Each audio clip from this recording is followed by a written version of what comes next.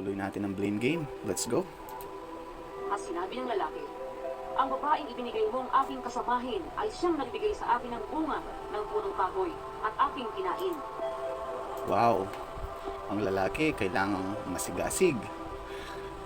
Ang lalaking ginawa ng Diyos, ginawang scapegoat ang babae. Sa pagkakaalam ko, patriarchy ang sinusulong o pinupromote ng Abrahamic religions.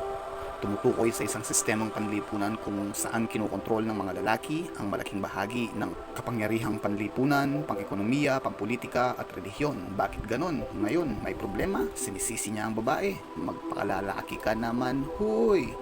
At sinabi ng Panginoong Diyos sa babae, ano itong iyong ginawa? At sinabi ng babae, dinaya ako ng ahas at ako'y kumain.